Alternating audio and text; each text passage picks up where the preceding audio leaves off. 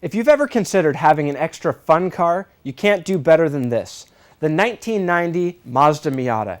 Its killer combination of rear-wheel drive, predictable handling, and low cost has made it a favorite of driving enthusiasts and amateur racers. Ryan's had this one for a few years and seems to love it. Now, I own a number of different cars, some with quite a lot of horsepower, but something always brings me back to this Miata. Now granted, if you are driving a Miata and you have a guy next to you and you happen to say be in the downtown of the city, yes, they'll probably assume that you're gay, but for those that are secure enough, the Miata is a very rewarding car. There's just one thing that kind of bugs me about it.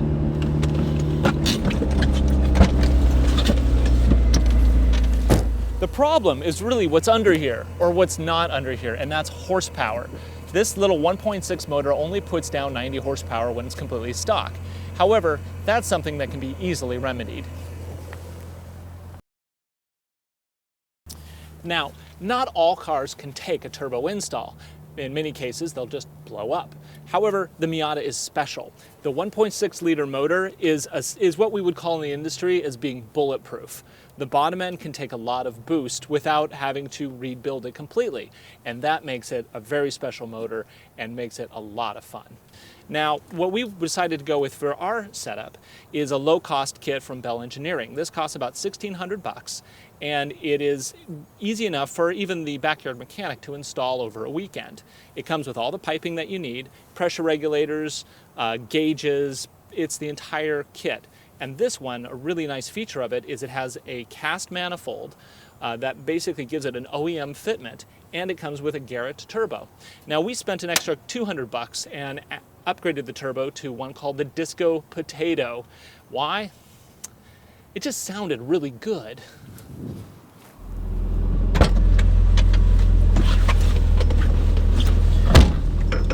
So even though I'm going to be using this car for time attack, it's still a work in progress.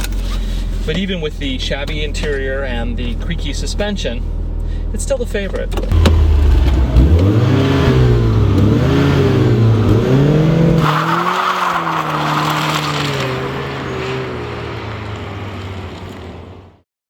Let's feel the power. And here it comes. Okay, I'm kidding.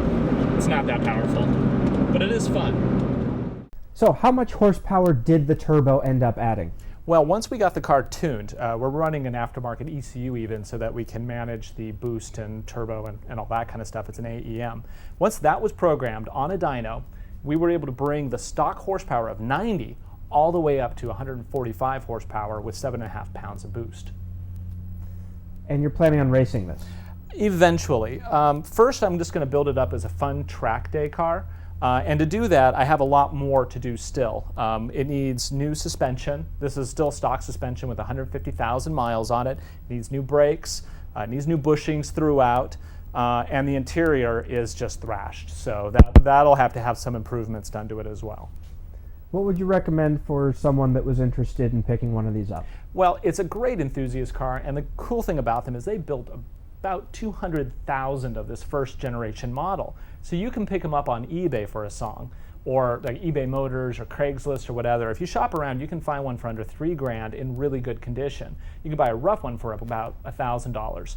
Now, because these are getting up there, I mean, this is an 18-year-old car, you're gonna, no matter what car you buy, you're probably gonna have to do something to the motor. So you're probably gonna wanna budget at least $1,000 for a tune-up and some new bushings and some new gaskets and that kind of stuff.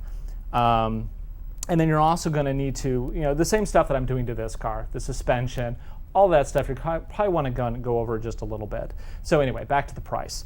You look about $3,000 for the car, look at a couple grand for a turbo kit if you want a little extra boost, about $1,000 in labor for miscellaneous and bric-a-brac, and then about another $1,000 for just miscellaneous service stuff. So you're looking at under 10 grand, you have a great track day car that'll basically run forever. Looks like we got a lot of work to do on this car, and I imagine we're going to be seeing it on the show again. Yeah, we actually just got in some H&R Springs. They're going to go on pretty soon. Maybe we'll do a live webcast of that. And then we also have some new sway bars, which are going to go on next.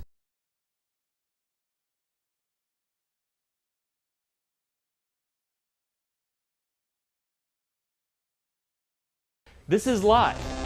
Anything can happen.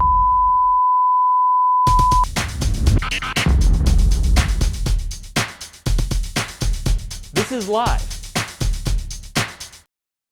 Anything can happen.